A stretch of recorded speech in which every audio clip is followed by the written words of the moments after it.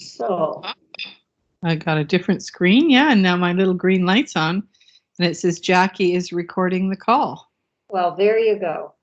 So where'd you find that? In the bottom right corner, it says more options. Oh, yeah. And I just pressed on start recording, and it did. Okay. So we're recording. Isn't that neat? Well, I guess maybe that's why it doesn't work with this, because there's a built-in thing now. Yeah. Well, so we learned something already today. Yeah. Hopefully you can find it after you hang up. That's the other problem. Yeah, where is it stored? Well, surely it'll prompt you, right? Something should come up at the end, yeah. So that last conversation you and I and Marie had, I've transcribed that. So Okay. if there's any, you have any need for it, I did that yesterday. I didn't do the part in the actual eJolts meeting, but I did that, or the actual postdoc, but I did that. It's really interesting, but I think it's not data for what I'm trying to do, because there were three of us, you know, and responding to you, it kind of, I can't claim our responses. I can only claim my responses. So I'm just not sure whether that doesn't kind of just muddy the waters. Yeah, yeah. You see what I mean? Or do you think find the clip, eh? Yeah, but even so, it would still be the group conversation as opposed to the individual. Yeah, but you made individual comments that you could have commented on. Yes, that's right. That's right. But it doesn't look like it's readily available. So I mean, we could talk about it, but we can't actually show it. I know. I had to wipe my computer of everything, so I know I don't have it. I had to look, but. Well, I did too. So that's my problem. But Jack can usually find anything. And, yeah. But we don't even know the date. I even went into my Nipissing email account looking for emails that might help determine the date, you know, because I remember I went looking for another supervisor after that, and then I contacted Bath, got some emails from them. When was that, do you know? Well, that's what I was trying to find, and I couldn't find anything. Okay. But I had to, a lot of those emails I would have done from my personal email, not necessarily my Nipissing one. And my personal email had to get all cleaned up too. So, yeah, I think we're SOL. Well, it was a good idea. Let's keep moving. So have you started writing your paper yet? No, in my head. Oh, well, that's important, because that is part of the process. I think what I'm trying to do now, Jackie, is because I've been working on the workshop that I have to present to the PhD students at UPEI, and working on my course. So I'm trying to find a way to make everything connected so that I can triple dip kind of thing, you know? Well, that makes sense. That's focusing on what you're doing, and yeah, that's certainly part of the research. Yeah. So I'm still kind of, you know, remember Sean's the swamp? I'm kind of still stomping around in the swamp, trying to find, you know, something that's significant to write about. Yeah, now I was going to print off, and I haven't done it yet. I just got home, actually. And it's teeming down rain here, so it's a good afternoon for focusing on computer stuff. But Jack sent that email around, you know, asking us for papers, and there was a big description there, and, you know, kind of what he had written and stuff. So I was just going to print that off and go through it and highlight anything that resonated with me. Yeah, so that's what I've done too. I put the common part I pulled that out, and then I put out what exactly I said I was going to do. Right. And I've been looking at it for weeks now, and it's not kind of, it sounds like same old to me. Yeah. Yeah. Which, it is, and it is, and it is, because that's what it is. We just keep doing the same thing, but slightly different contexts. And read me the part that was relevant for you. The research demonstrates my continuing commitment to building educational relationships within a living culture of inquiry, as I encourage and support practitioner researchers to create their own living theories. The ontological importance of conversation and dialogue in my relationships informs this approach to educational conversations as a research method. It is embodied in my dialogic way of being and highlights dialogic research combined with digital data as a form of representation. As our living theory movement expands, we commit ourselves to activism with others across the globe as we improve ourselves and our world for the flourishing of humanity. Right.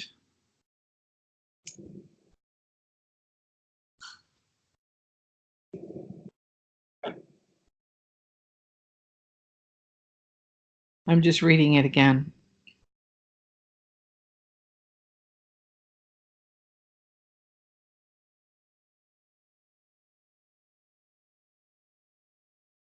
Okay, so even if you take each of those 3 paragraphs, right? The first one, the research demonstrates my continuing commitment to build educational relationships with my living culture.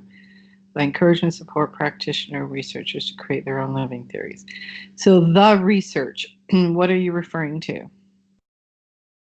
Well, this is my contribution to this particular session under this topic of hopeful and loving educational activism and living theories for social transformation. Okay. So it's just like, this is what I'm going to write about. Right.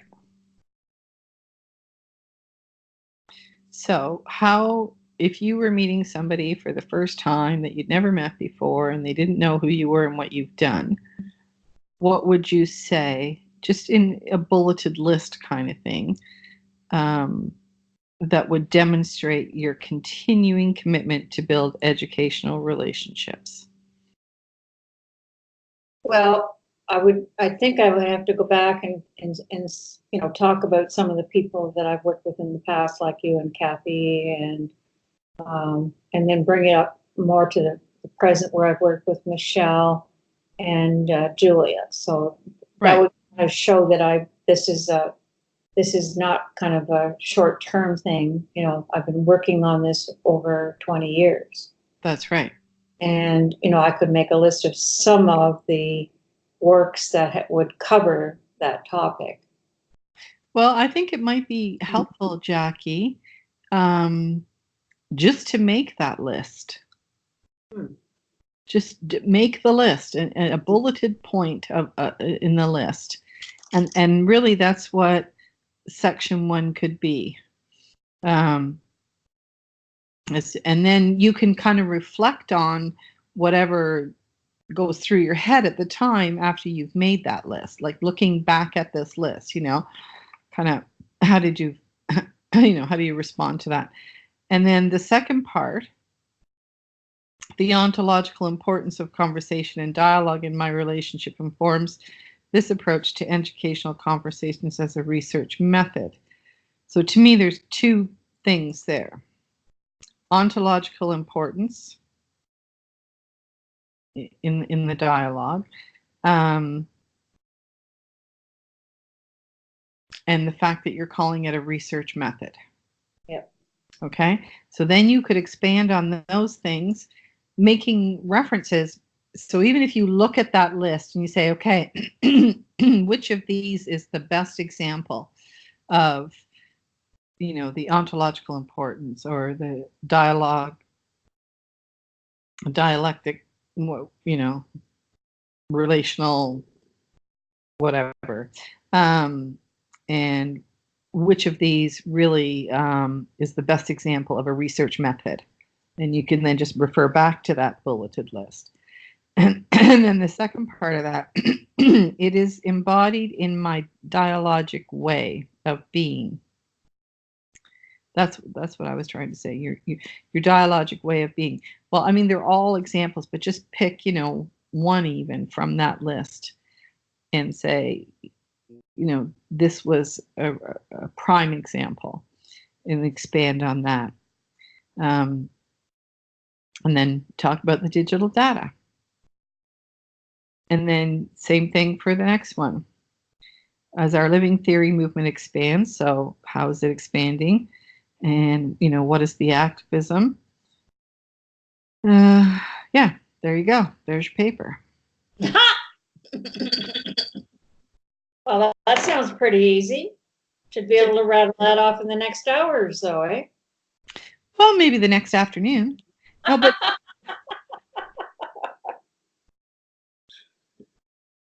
yeah, I'm just thinking I did in my research. It's not exciting me. And I think part of the problem is that Jack wrote this up. Mm-hmm. And I made amendments to his, yeah, like we all did, but it wasn't my original idea. Well, what was your original idea? Well, Have you ever made a list of everything you've done? No. And I know you're not a list person. No. But just as a tool, okay, this is what I'm going to say. I'm going to suggest that you just make that list. Whether or not you use it is irrelevant. Right. But it's interesting to make it and see, like, even your resistance to making it is relevant. Yeah, maybe. Well, I did when I was still looking for jobs, up until, I don't know, probably at least until probably after my PhD, but I haven't kept track of the writing since then. No. But most of it has been for eJOLTS. So, it's fairly easy you just go into eJOLTS and you get your name and it lists all of your publications. Right. Yeah. And I'm not even suggesting you list every one of those publications, because there have been many, there and outside of there.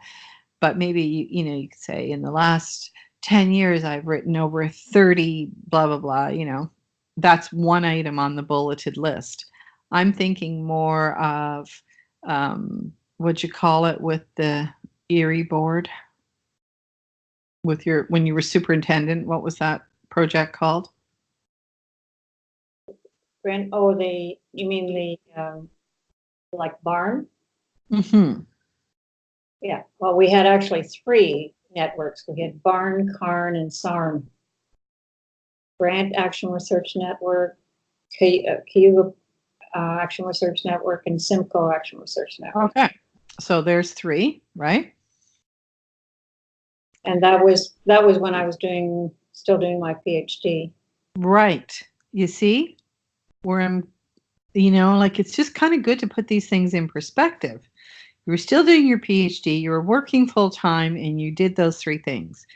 That, to me, like when I tell people I completed my PhD while, and I don't say it like this, but it just comes out in conversation, just like it did with you just now. Completed my PhD, I was working full time, and running barn. People go, wow, that's commitment, right? And you don't think of it that way because you're just doing it. You're just doing what you love and what inspires you and invigorates you and, all that stuff. That's why I'm thinking, Jackie, it might be a good idea to make this list, right? So you do that, start with those ones. And then, all the, like, even the barn one, so, and then your masters and how, that the relationship with Kathy and I grew out of that, and what unfolded as of that, and then your involvement with Barn, and then your commitment to those people, and following up, and and all the individual sort of mentoring that you've done. Just make a list. You keep telling me, and I fought it when I was doing my master's, I remember, but we have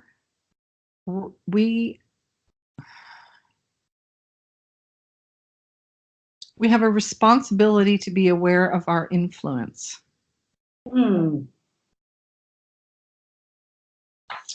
Yep, I'm sure I've said that. Exactly. I don't know that you said it like that, but and because it always feels a little egotistical, a little uncomfortable. I'm just doing what I do. I don't need to sit and measure it and make a list. But I think what it does is it helps to make the inherent, I guess, things that we do or whatever, because we take it part of who we are and it's what we do, and so it just is that. But take a step outside of yourself and do that, and just see what comes of that experience. Like, that's pretty much what I had to do in my master's and PhD, and as you say, when you're trying to sell yourself for a job or whatever, and I hate doing it. And I'm terrible at it because I don't even care about it. I just want to keep doing it. Well, you're not terrible at it. You got your master's, you got your PhD, you got a job at UPEI. Yeah. I don't like doing it, though. Just like you're resisting right now. You're saying it doesn't excite me, it doesn't excite me. No, it's just a list. But there's some inherent things in that list. It's not unlike, and I think you were the third person or fourth person, but I had to hear it 4 times before it, and I've told you this before it clicked in my head. So it was actually Hillary Brown was the first one. She said to me, "Wow, you're really passionate about inclusive education." Yeah. And then somebody else said it. And then somebody said it in the validation group. And then you said it to me. And I had to hear it 4 times before I went, why is everybody making a big deal about this? And then I realized, well, okay, I just assumed that every teacher was passionate about inclusive education. No. And no, of course they're not. Just like if you make that list and then you share that list and you look at that list and you reflect on that list and we talk about it, or you and somebody else about it, things will be revealed that aren't obvious right now. That's one way I think you could approach this. And it's pretty, like, it's at this point, it's nothing exciting, like you said, or creative, or, demanding. It's kind of a pain in the butt. You got to kind of think about dates and pull stuff up, but it will be interesting. All right, I'll give it a shot. Thank you. And what have you got to lose? Like, that'll take you half an hour or an hour to pull that list together, right? Well, the other thing, one of the reasons that I transcribed that little conversation we had was kind of, sometimes when you're doing that, there are eureka moments, Yeah. Having done it, not sure that it's helpful for what I'm trying to do. But I mean, if anybody needs it, it's now been done, and that takes time. Oh God, yeah. Yeah, but if nothing resonated, nothing resonated. So I guess what I'm trying to say is make the list. There might be a eureka moment there. Look how much time you spent on that, transcribing that, right? Your list can be done in an hour. And then you can email it to me and we can chat about it and just see if anything interesting comes out of it. Okay. That's your assignment. Look at me being the teacher. Yeah. You are a teacher. You have always been a teacher. Yeah. And now you're going to be a teacher with master's students. That's pretty exciting. It is pretty exciting. It's very exciting. The problem is, you know, the nice thing about teaching at university is you have a lot more freedom than you do in a high school kind of thing as far as curriculum and everything goes, right? And there's just so much information out there now. But I'm feeling quite confident. I'm gonna use the Beyond Actions book as a text. You know, the Inui Norioki Inui, whatever his name is. This one. Can you see it? Yeah. I don't see me here. I've got my screen. All right. Oh gosh. Oh, I don't want to share my screen. What did I do? You still there? Yeah. Okay. You're still visible on my screen. Am I visible on yours? No, but that's because I did something. I don't know how to get out of it. I'm going to start sharing my screen and then stop. Oh, can you see my screen? I can see your screen. Yeah. Okay. So you can see yourself now. Yeah. Okay. I don't know how to get out of this. Oh, is that it there? No. What did we do? It should be under view, shouldn't it? Maybe it's under more options. Turn side to blur my background. Turn off income view. Well, you don't need to share screen. I know. But I accidentally hit that. Okay. And so it's asking me.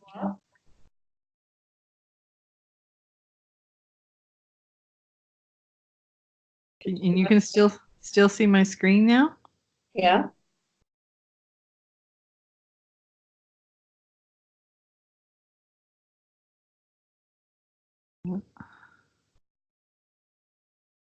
Oh, there we go. Stop sharing. There you are. Okay. All I wanted to do was hold this up so you could see it. Thank you. Anyway, the reason I picked it, I mean, there's reference to living theory in there and Whitehead and stuff, and it's a nice small book. It's not a great big textbook, and it has the non-Western perspective. So there's a lot of Asian students in the class, and it's a really good book for them to have after the fact. Like if they decided to do some action research in their, it takes you all right through it, step by step kind of thing.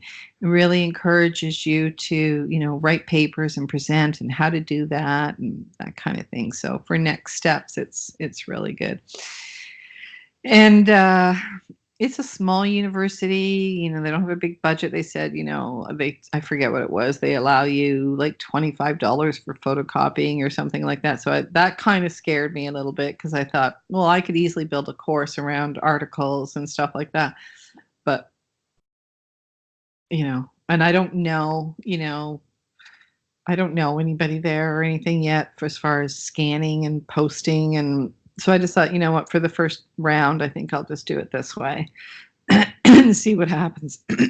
So you don't have to do the photocopying yourself. You give the kids the URLs and they do their own. Yeah. But I get the feeling, I don't know, I just want to feel it out a little bit more. And anyway, it's a good book to have. And a lot of them won't buy it. I was talking to the bookstore yesterday. They said, oh, if we sell 50% of the stock that we ever bring in, we're happy.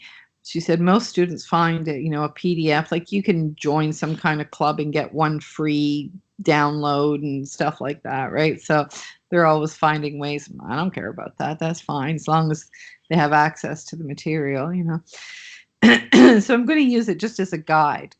And there's reflection questions in there too, so that are pretty helpful. So I've pretty much got it figured out. But for me, the problem always is I really want to make it relevant to them, and I don't know them yet, right?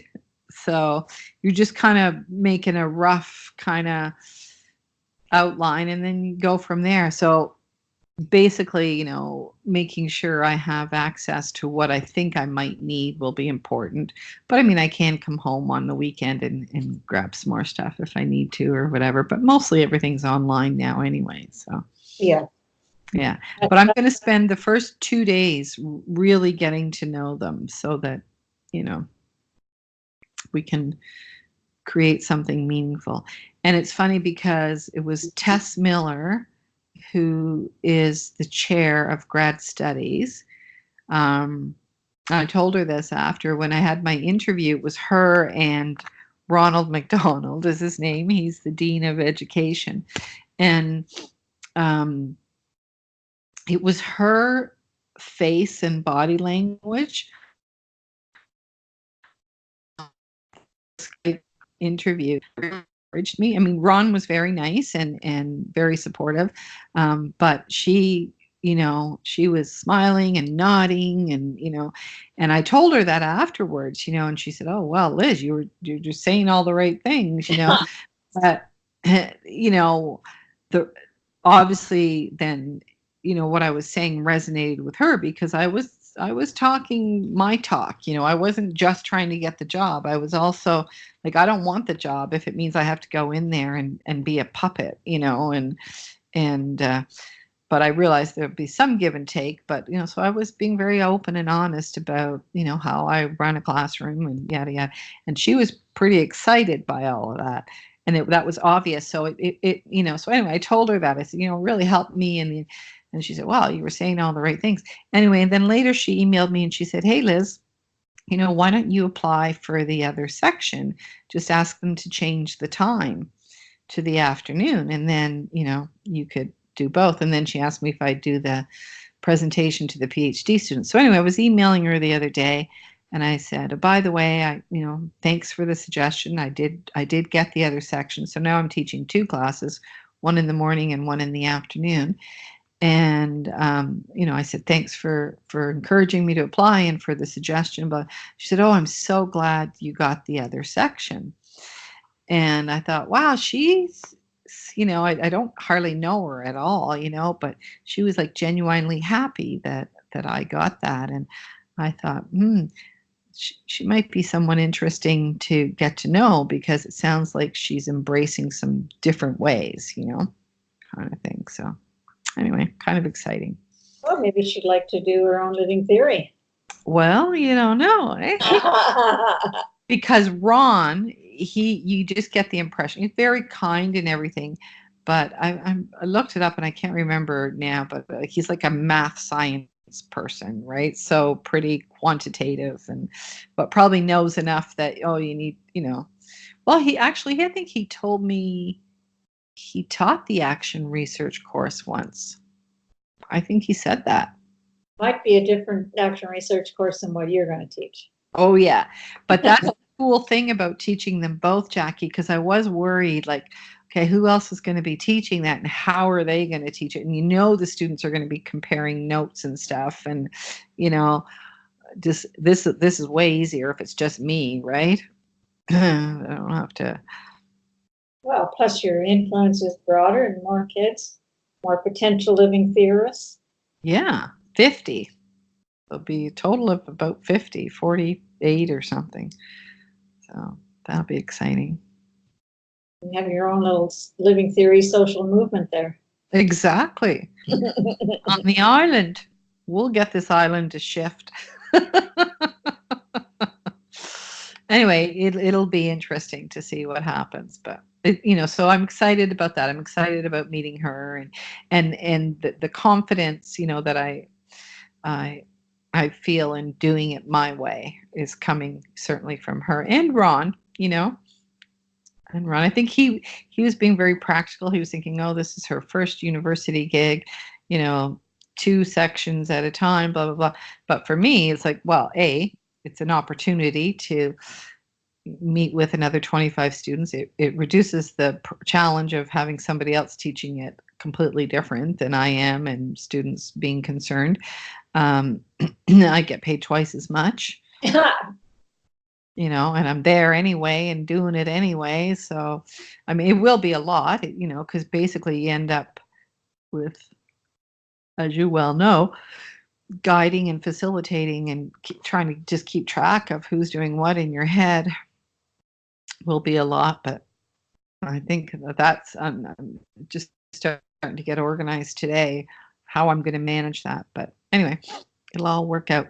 They use Moodle a lot, so we'll probably use that. And what's the exit project from the course? So I think it's just going to be, this is what I'm thinking. Where are my notes? I think we're going to start, so a couple of days just really getting to know each other and, throwing some ideas around and stuff like that.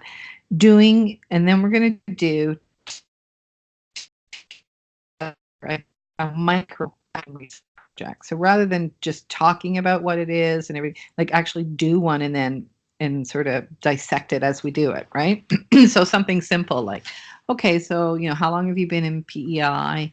Because most of them are from away, what's working well, what's not working well, what do you wish was a little bit different, and is there something? So I'm thinking, for example, somebody could say, oh, I want to get to learn more about what the big deal is about Confederation here. Okay, so pick a project that you can complete in 2 days, kind of thing, right? So then how would you go about that? What are the resources available? Well, you can go down and do a tour. You can do the it's right there. What haven't you seen? What have you? Or maybe I've never been out to the national park or whatever. Okay, so there's lots of national parks. How are you going to get there? Because most of them don't have transportation and there's no public, So just something simple like that, right? And figuring out why it's important to you to know that. So you're getting into the value stuff and that, and maybe somebody else in the class has already done it, so they can help you. So then you start to find out from each other what they're doing and what they've done. And so we're getting to know each other a little bit more as well. So some kind of mini micro action research project, I'm calling it.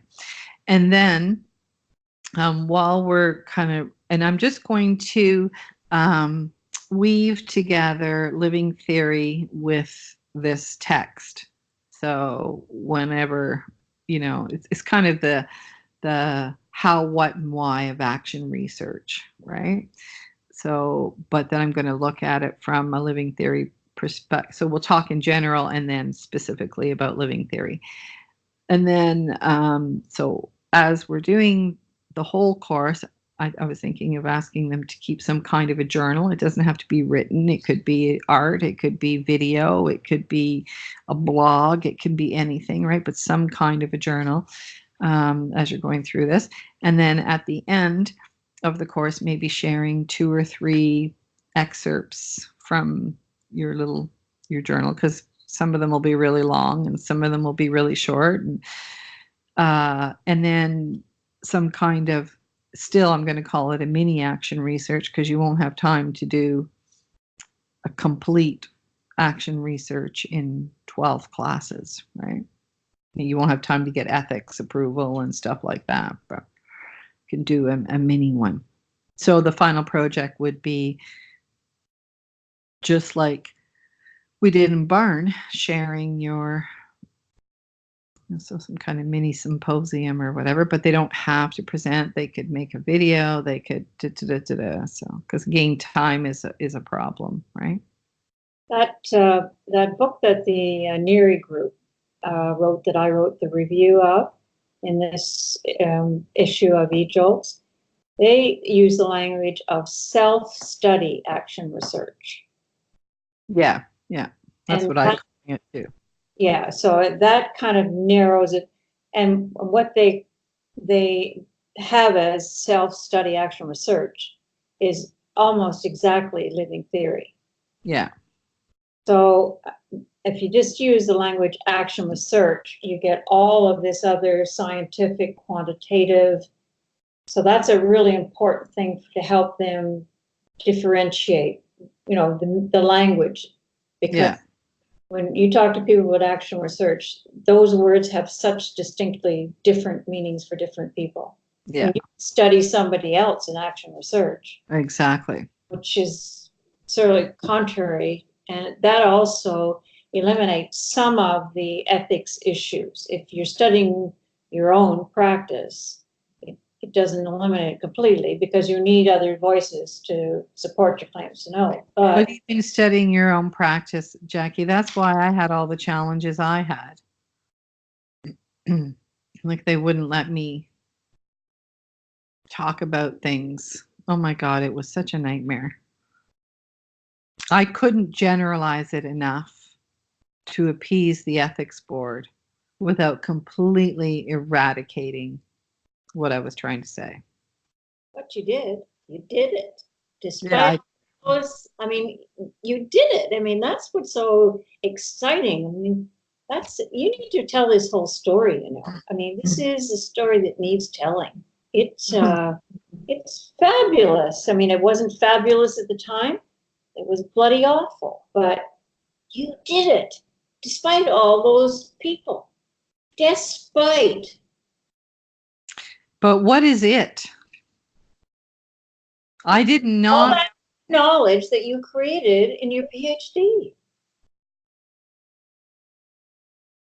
I mean, you expect that you will be helped on your way by your supervisors when you do this kind of work. Yeah, not hindered. Yep. Oh, that's right. Yeah. Anyway, yeah. So that's what I have. I've started my workshop outline, and I'm calling. You have to say the course is called Action Research, so you have to acknowledge that there are other forms of action research, and I do. And I said, but we're going to focus on self-study action research, and we're going to look at a non-Western approach, and also the focus is going to be on living educational theory. That's how I've worded it. And Tess said that was lovely. That was perfect. So, Wow. Nice to have the green light from the get-go. I know. Because I didn't generally tell other people what I was doing. No, I know.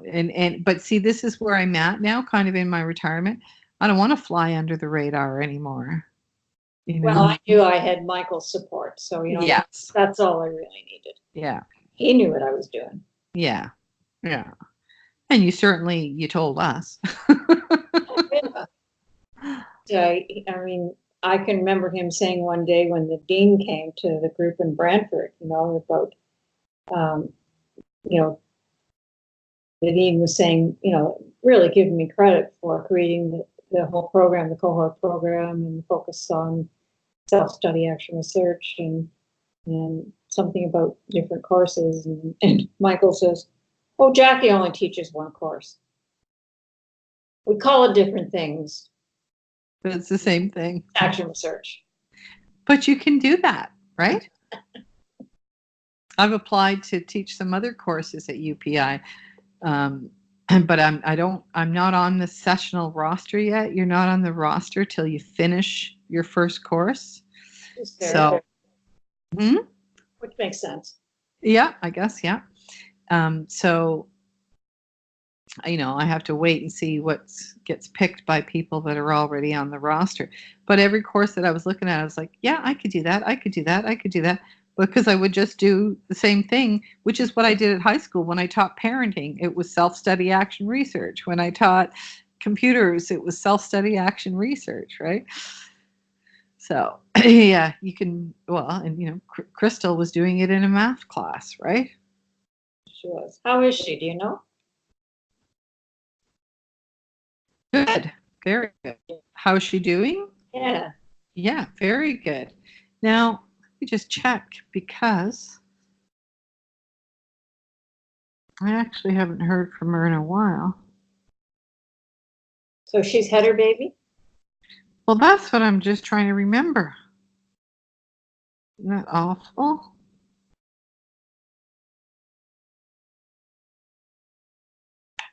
Yes, she has had her baby. I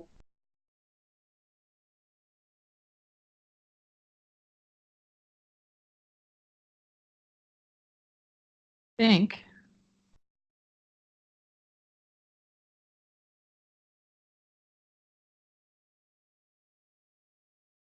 No, maybe not.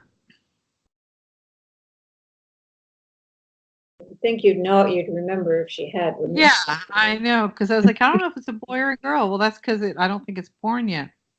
No, I think she's due this summer. So I was talking to Kathy Griffin the other day. She was driving down to Newmarket from wherever she lives. And she had the hands-free phone, and she had time to talk. So she's going to get back into the living theory research. So she's going to try, she's being moved. I don't know, did you know that? She's being transferred. She's a new principal, but she's not going to be in Osprey. I didn't get the name of the school, but she said it would have been her second choice. Oh, okay. So, which is very nice. Mm-hmm. And that she's going to start a, what did she say? PLP living theory group. So, I don't know, principal group that's going to study their own class. Oh, okay. Yeah, because I was going to say she can't because she's an administrator, but yeah, she can do it with the administrators. Yeah. Well, that Okay. sounds neat, eh? Yeah. Yeah. Hopefully she has some collegial support. I don't know who else is an administrator now and who might be interested in that. I mean, they all talked about being interested. Like my principal at SDSS, she told me time and time again she was interested. And so I said, well, I'll meet with you and, and we'll start. And so gave her her first assignment. She never got back. I teased her about it a couple of times. You don't need a big group. I mean, you only need one or two other people, Mm-hmm. and then people that want to join the group. That's how it goes. Well, what I'm thinking is, so, Melissa didn't have time. She just didn't have time. And she didn't know that making the time would actually save her time in the end, Say, but well, she just doesn't understand it then. that's right. But these, when they go to those principal meetings and stuff and they break off into their groups, if that's one of the options, I could totally see her going for it, right? Because she's already familiar and blah, blah, blah, blah, blah. So, Well, and that the last ARNA symposium I was at, there was a principal there that came with one of the teachers. yeah, and she would be interested too. She said she was really interested. Yeah, that is. Oh my God, I'm drawing a blank. Oh my gosh, what's her name? I worked with her at the board office. We were pretty close, actually. And she's a really neat individual. She's very outspoken and she's very religious too. But for someone who's so religious, she's also open-minded. Yep. So and adamant about making things better and different and everything else. So that's why she would be interested. Oh my God, what's her name? This, when I don't know about you, you're good at names, and so's Leo. But when I'm in a different context, I have trouble remembering names from other contexts. I do too, Liz. Yeah. I never forget a face. No, me neither. But well, that's the right brain, eh? I mean, Yeah. I have to work at names, so it's a job especially when you're meeting a new group. That's your job. And God, I know. I used to do the little circle, put the names around the circle, so that if people didn't move, I was all set. Yep. Yeah. But I mean, you also, when you have a brain like that, you have to be prepared to say, "I'm really sorry. I know I should remember your name, and I just don't. Can you help me?" And Yeah. people are fine about that, you know. Oh, yeah. That's better than guessing or just, acting like you know and you don't, and because that it really interferes with the relationship. Mm-hmm. Mm-hmm. You spend all your time thinking, "What the hell's her name? What the hell's her name? What the hell's her name?" You know, Yeah. just say Yeah. it, move on. Yeah. I'm a little bit worried about that for my class, but I want to tell you something very, so for this, the life of me right now, I can't think of her name. I can clearly see her in my mind. I can tell you the name of a book that we read together, and talked about that, and it wasn't an education book.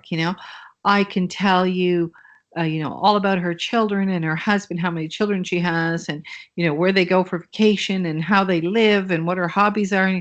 But I can't tell you her friggin' name. So I mean, I have an emotional understanding of who she is, right? But I'm worried about the Soon name. as you'll remember. I know. I'll email you.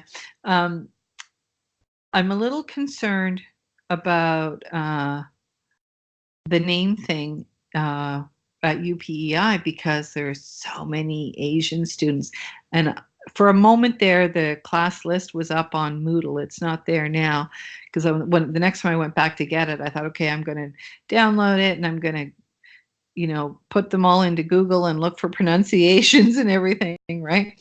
And then the list is gone now. So I think they don't put it up till 2 weeks before. So that's going to be my action research project. Seriously, I tell them, like, I'm really bad at this.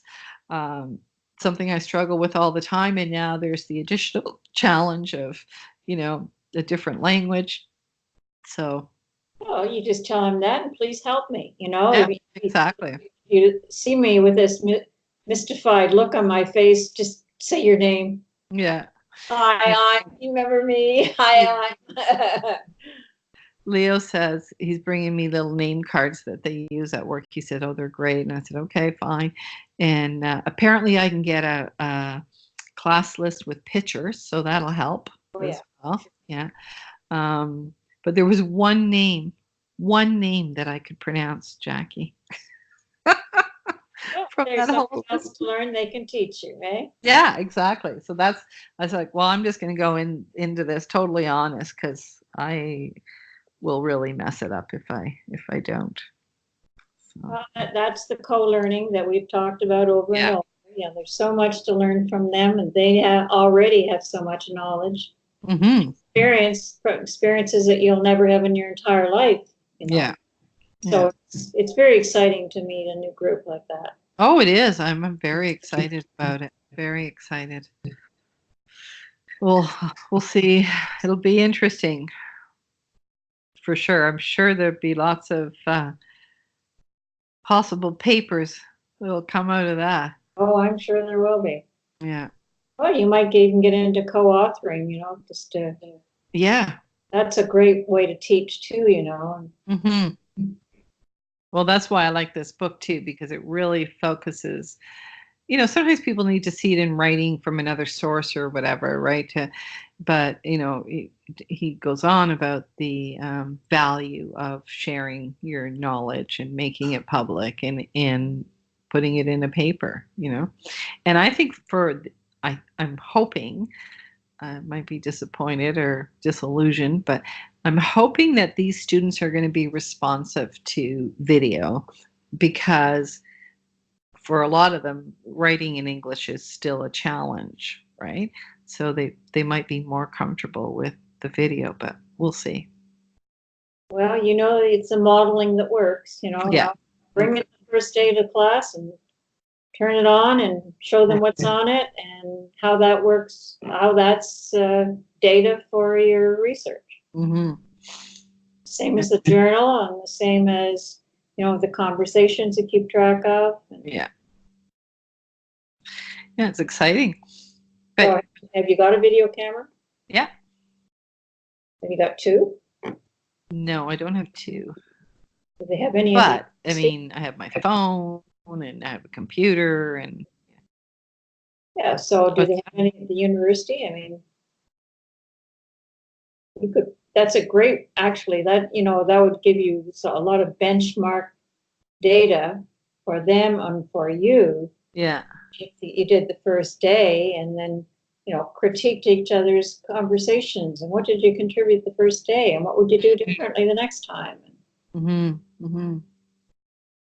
Yeah. And I don't, because I don't know them, and it's hard, but I participated in a orientation session on Skype. It was funny. Ron was running it, and they were on Skype, but they didn't have any video, and it was so stupid because I could hear these voices and I didn't know anybody, right? They didn't know me. I didn't know any of them. Some of them knew each other, but not all of them. So oh no, they did it on a conference call. That's what it was. It was a conference call. And I was like, why aren't we Skyping this? And then we could have the video. So somebody would say something and then he'd say, well, yeah, okay. Liz, do you have any questions? So, well, yeah, somebody mentioned blah, like I had no idea who it was, So I hung up. After that was over, I sat down and I made a list of things that would have made that session, more valuable and more useful. And I thought, Ron seems like the kind of guy to be receptive. And then at the end, I said, nah, if he asked for feedback, I would give it, right? But he didn't ask for any feedback. I know he thinks he did a really good job, and it wasn't, but it could have been a lot better, a lot better. You get your first 2 courses under your belt, and then exactly, exactly, yeah.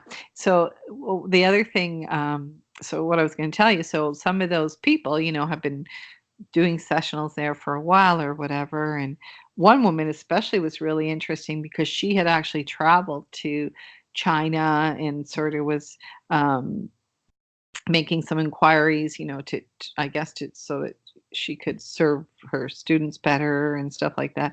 But some of the stuff that she offered was really, really helpful.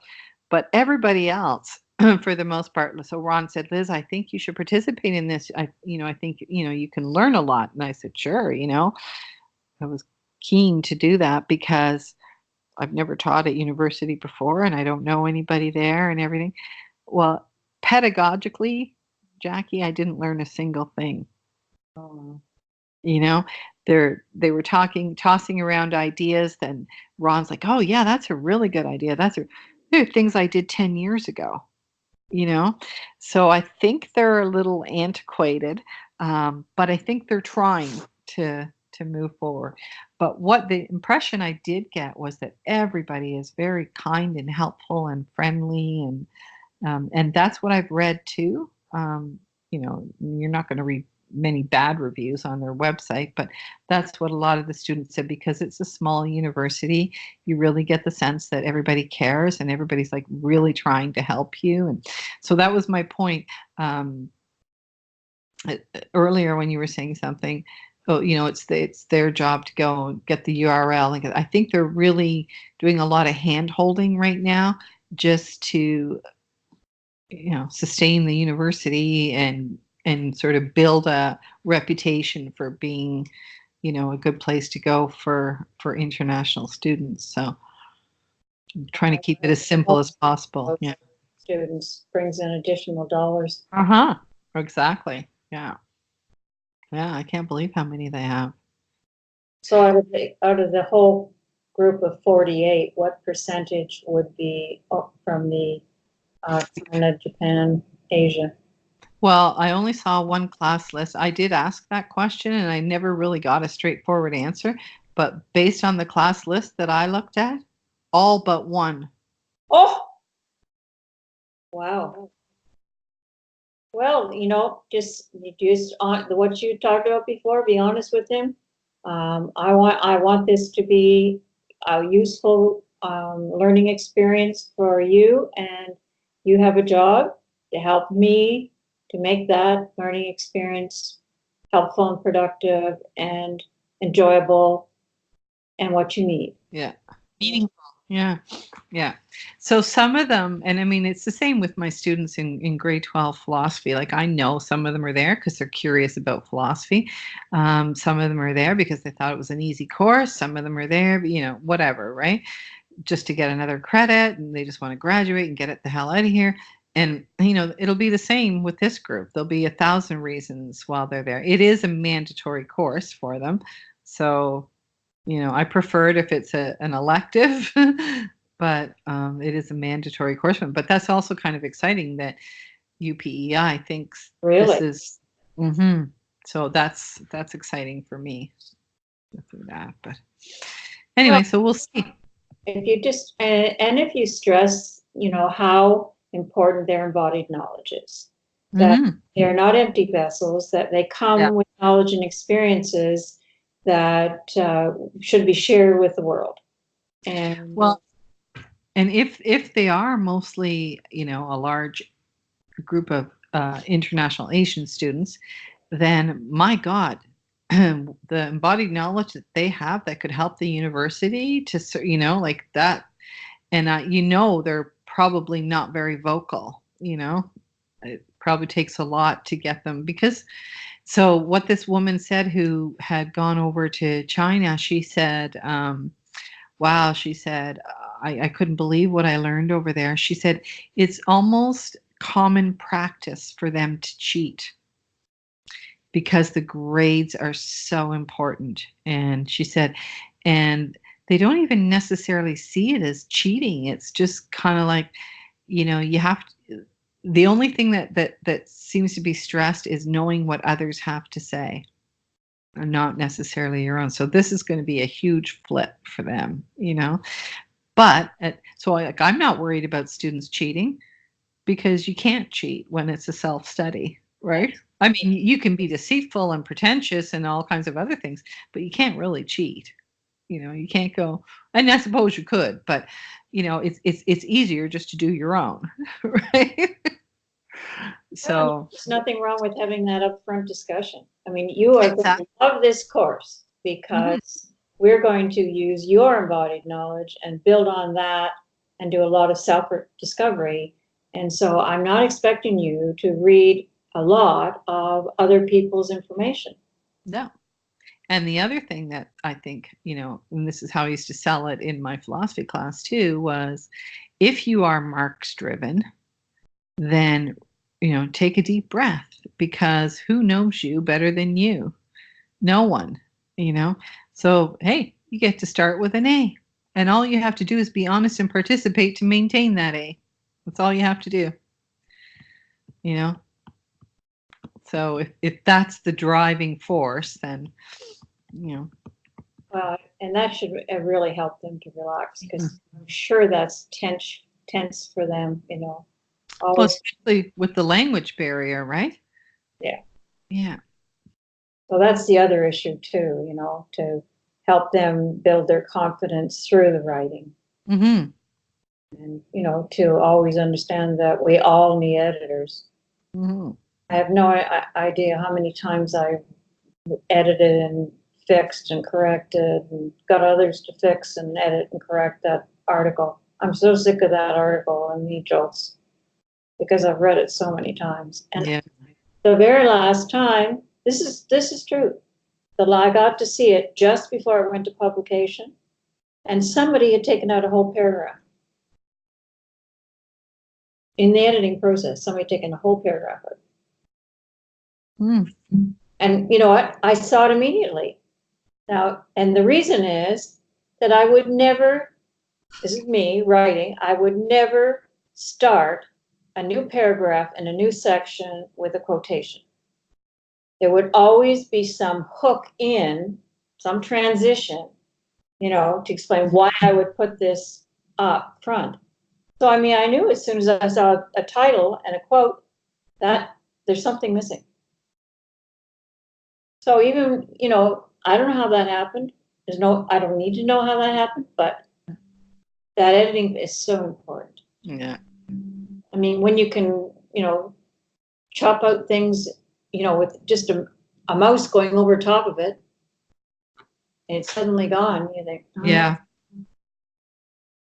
Well, remember my masters? They missed a whole page or something, or a half a page or something, because all that shifting because of the, yeah. We laugh, but you have the right version on your website, but the hard copy is flawed, as is the version that the electronic version that they have in their archives. There's a whole paragraph or 2 or 3 or something missing. Well, you could correct that if you wanted to. I could if I cared Yes. enough. Well, there was But nothing wrong with your master's paper. That was a beautiful piece of work. no, I you know, I was just telling somebody today. I just made a new friend today, and I've known of her since I moved here, but we just bought a canoe off her, so I went over to pay her, and she, you know, she'd heard about me too, but we'd never met. So just over there to drop the money off, and 2 hours later and a cup of tea later, I'm coming home. We had a great conversation. So she was in healthcare for many, many, many years. Anyway, I was just telling her today how much I enjoyed my master's journey, and that's actually the reason I chose to do a PhD, and you know, was kind of expecting the same thing, only better and more. And the only reason I, you know, was even able to finish it was because of the support that I had from the people that I met during my master's, you know. And so anyway, she was laughing at it. But yeah, it was. I am more proud of that writing than I am of the PhD stuff. It just, you know, it got to a point where, I don't know, it just felt like an exercise. That's Right? sad, Liz, isn't it? That's so sad. Oh, it is. It's terrible. But then I'd already, you know, invested too much to walk away, right? And walking away doesn't serve any purpose anyway, except for that you don't have to do it anymore. Well, now you can do what you love to do. Oh, well, this is it, right? This is like, I'm so excited, and you know, if hopefully get some jobs there and then put that on my resume, and that'll make me more attractive to CBU or St. FX or something, because you know, I don't want to always be traveling to UPEI or even online stuff. Who knows, you know? But that's what I want to do, because I think that's where you can, you know, affect the biggest change, Jackie, is by teaching teachers, right? Yeah. At the very least, I just want to expose them to things that they might be unaware of, like living theory, like, you know, different ways of challenging the obstacles in your system, and you know, that kind of thing. I mean, and we got 5 years of funding from the Ministry of Education in Ontario to research our own practice. That is huge. Kathy mentioned that she has this teacher that's not doing too well, and she said I gave her the camera and had her asked her to, you know, to tape her lessons so she could see where the issues were, and she found the issue. The issue is that she's not well enough prepared for the class, and she spends all her time on the content. She has no time for the connecting with the kids, and the kids are misbehaving. Yeah. So, you know, there's so much that, you know, once you've been through this, and naturally. Yeah. Yeah. Yeah. And like, how valuable is that to a classroom teacher? It's priceless. That's a wonderful gift. Yeah. But you have to be able to put that camera on yourself and be honest, right? And those are not two easy things to do. But, you know, having an administrator like Kathy who says, you know, it's okay not to be perfect, and it's okay, you know, it's just exciting that you're trying, you know, and you know, I don't need to tell you as a principal, you know, what you're doing wrong. I'm not going to come in and assess you and tell you, but I know you can figure it out. What a vote of confidence that is, right? And if you need some help, I'm here to help. So she said that this teacher is Not now going well. This teacher is now teaching the math lesson to her husband at night before she teaches it to the kids. Brilliant. Brilliant. So she's still struggling, but there's evidence of progress, and Yeah. trouble is it's the end of the year, she says, and Yeah. Well, better now than never. But that's the thing about elementary teachers, eh? I mean, I think about this, a fair bit.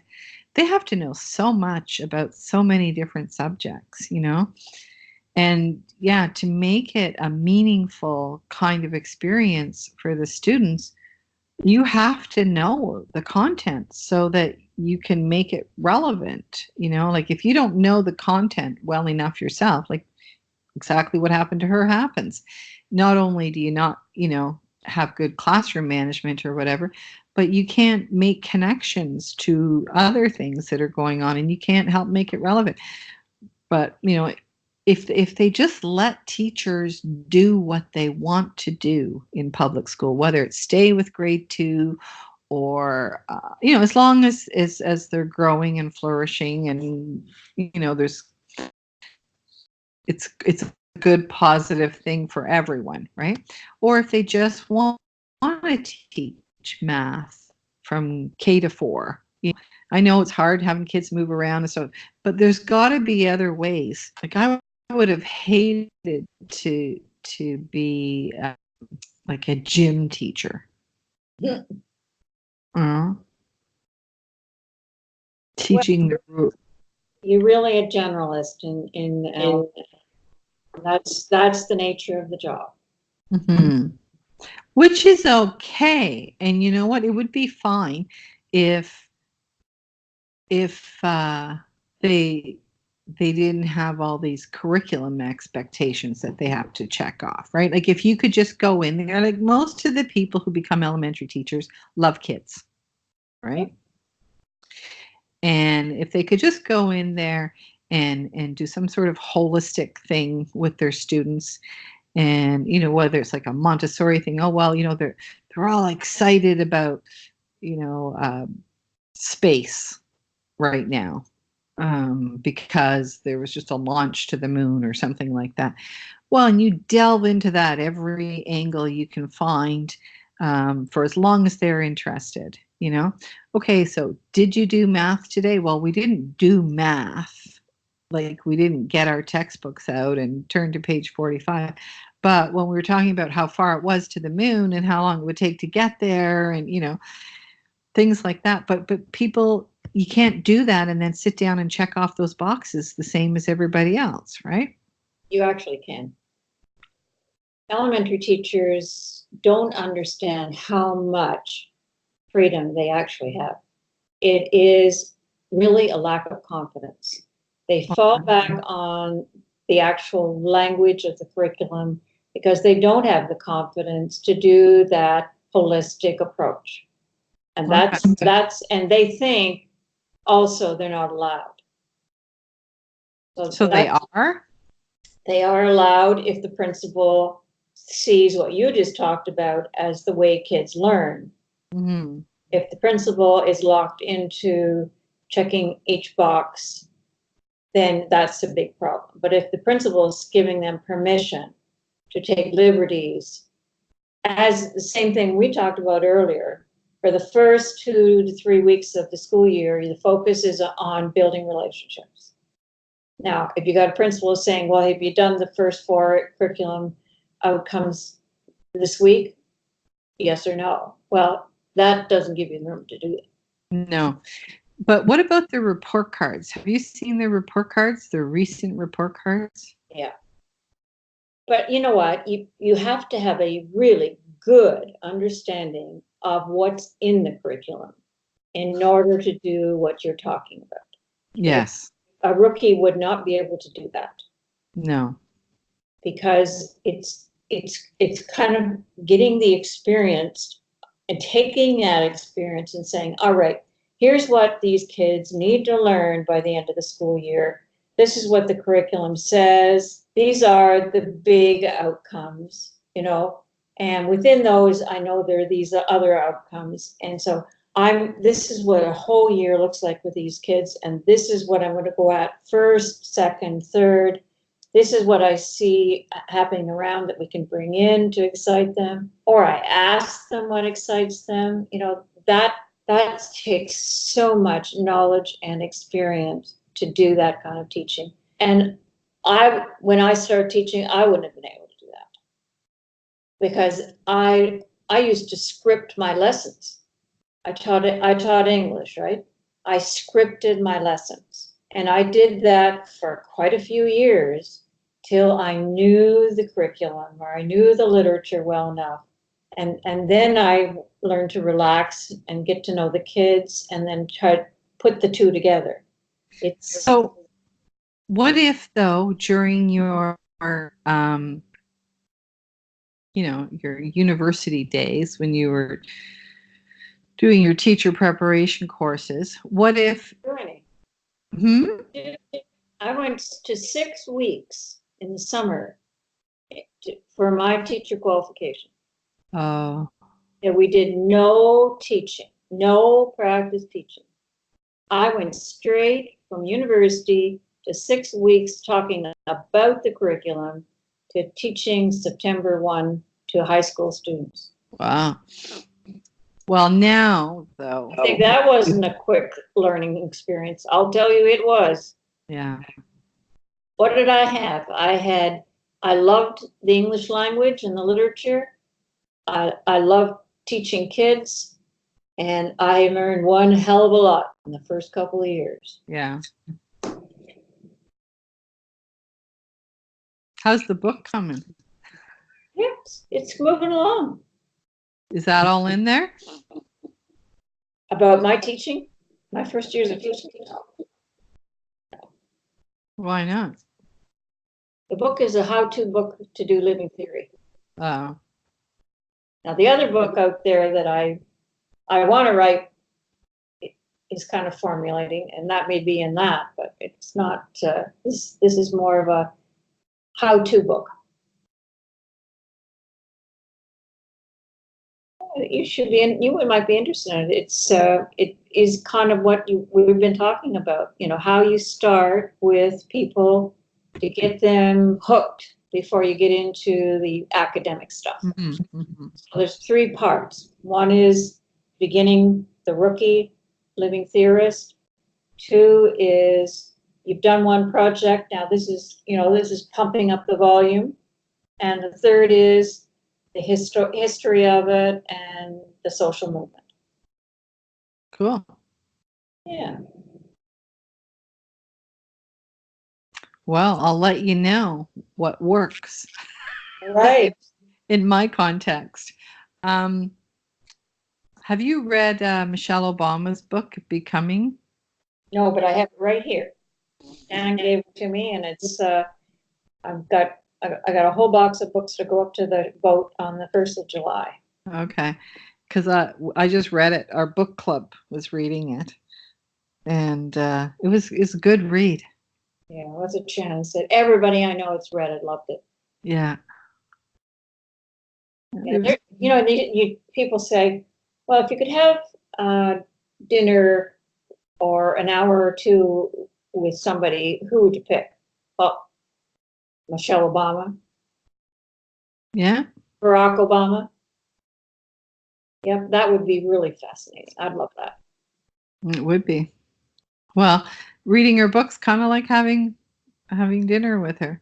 Yeah. She's so vulnerable in there. It's wonderful. Like you really get to know her, and yeah, get a really good sense of, the person that she is. One thing she mentioned in that book, and I never thought about it till I read it, was that, they were in the White House for 8 years and there wasn't one scandal,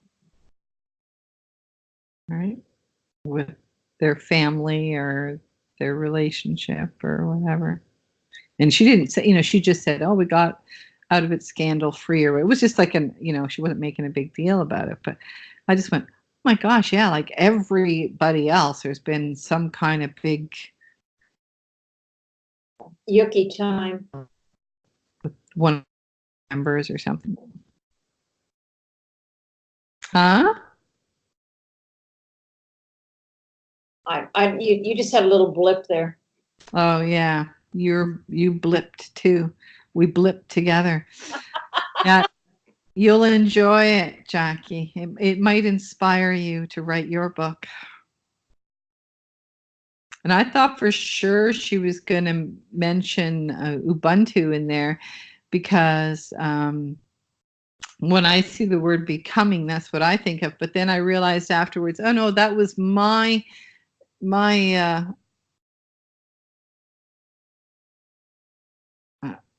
I want to say. I was going to say editing, but it's not like Ubuntu doesn't need edited. My interpretation of it, I guess, because, you know, I am because we are.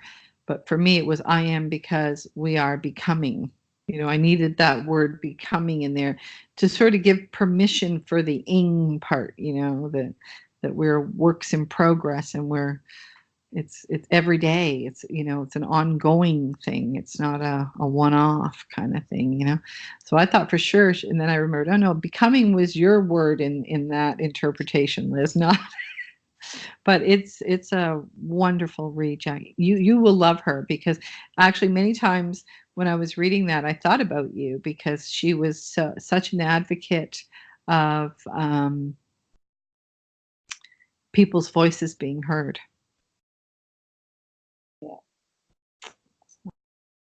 Okay, speaking of voices being heard, I need to see if I can't take some of this kind of stimulation and get a bit written, because I think maybe now is the time. Okay, don't forget your list. Right, I'll do that right away. All right. All right. See you later. Love you. Love you too. Bye. I don't know how to hang. Oh, there we go. Okay.